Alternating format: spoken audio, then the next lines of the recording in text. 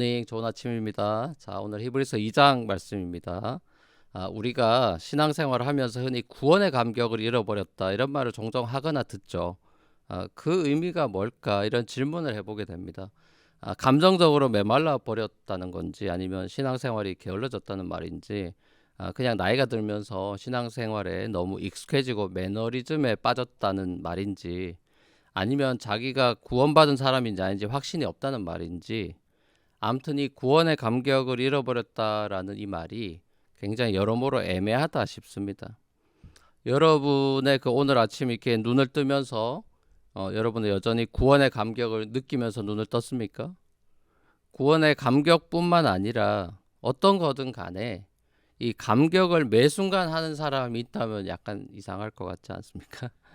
신앙생활에 있어서 중요한 거는 구원의 감격이 아니라 구원의 그 의미를 자주 확인하고 구원이 얼마나 귀중한 건지를 이렇게 조금씩 더 깊이 깨달아가는 거라고 생각합니다.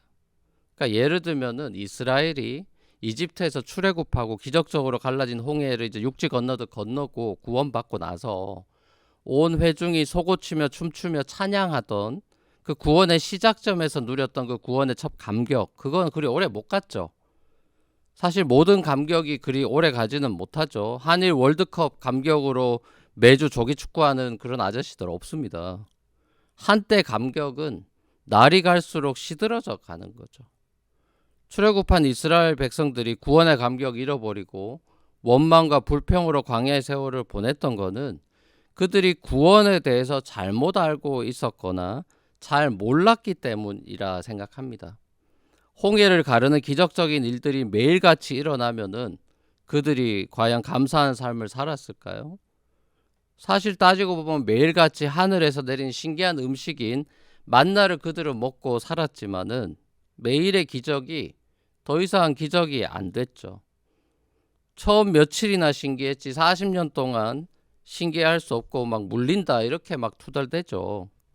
그러니까 결국 이들에게 구원이라고 하는 거는 내가 하고 싶은 걸 하는 것, 내가 원하는 대로 척척 사라지는 삶이었던 거라는 걸 알 수 있는 거죠. 이거야말로 하나님이 원하시는 구원하고는 완전히 정반대에 있는 삶이죠. 마음이죠.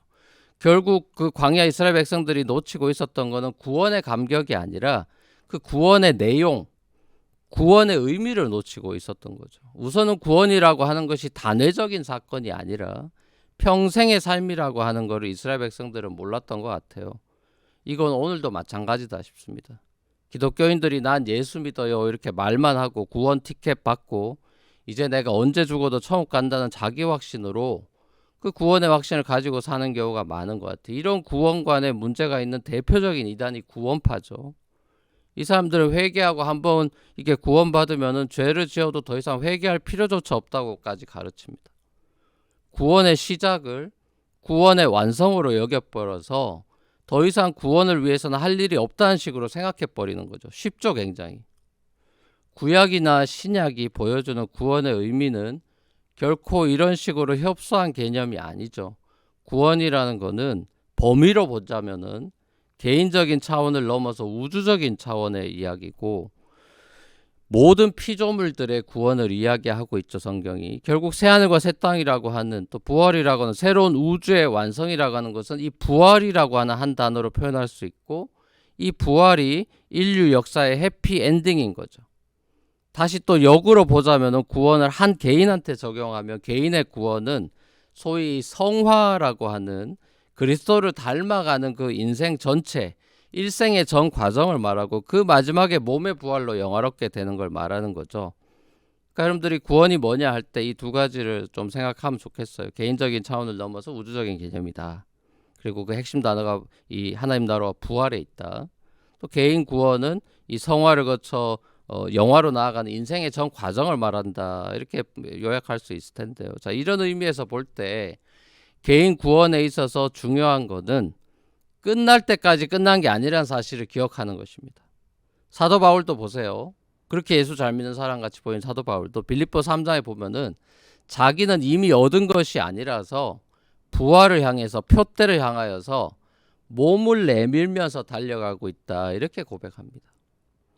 사랑하는 우리 뉴프론티어 교회 우리 형제 자매 여러분, 어쩌면 우리는 값비싼 은혜, 이렇게도 귀중한 구원을 너무나 값싼 은혜로 취급하며 살고 있는지도 모르겠습니다. 내가 어떻게 살든 나는 자동적으로 구원받을 수 있다라는 그런 자기 착각 속에서 사는 건 아닌지 돌아봐야겠죠. 우리는 두렵고 떨림으로 구원을 이루어 가야 합니다. 부활, 하나님 나라의 완성이라는 결승점을 향해서, 표대를 향해서 우리의 달리기에 쉼은 있더라도 멈춤과 포기는 없어야 될 것입니다. 하루하루 살아가면서 우리가 구원의 의미를 더 깊이 깨달아감으로써 구원의 감격 또한 새롭게 따라오는 그런 기쁨을 우리가 맛보며 살아가길 원합니다.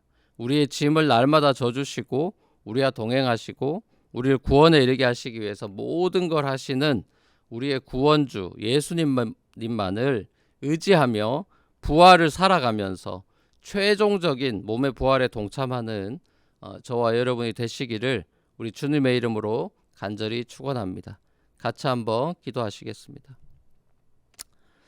은혜가 풍성하신 아버지 하나님, 오늘 이 아침에도 우리가 구원받은 것이 무엇인지, 또 우리가 구원 외에 그 삶을 산다는 게 뭔지, 또 마지막 날에 이 세상과 우리는 어떻게 되는 것인지에 대한 하나님의 크신 구원의 계획에 대해서 그 빅픽처를 다시 한번 바라보고, 또 우리 현미경으로 우리의 삶을 다시 들여다보면서 내가 구원받은 것이 어떤 의미가 있고, 내가 하나님과 동행하며 살아가는 이 성화의 삶이라는 것을 내가 지금 살아가고 몸을 내밀면서 표대를 향하여 살아가고 있는 삶인지 이 아침에 다시 한번 우리 삶을 점검하면서 하루를 시작하기 원합니다. 이렇게도 귀중한 구원의 선물을 받았는데도 우리가 마치 내팽개치고 소중한 줄 모르고 살아가는 그런 미련한 자들이 아니라 하루하루 최선을 다하여 주님께 감사하며 영광 돌리는 우리의 삶이 되도록 인도하여 주시옵소서. 오늘 하루도 주님과 동행하기를 소원하옵고 살아계신 예수님의 이름으로 기도합니다.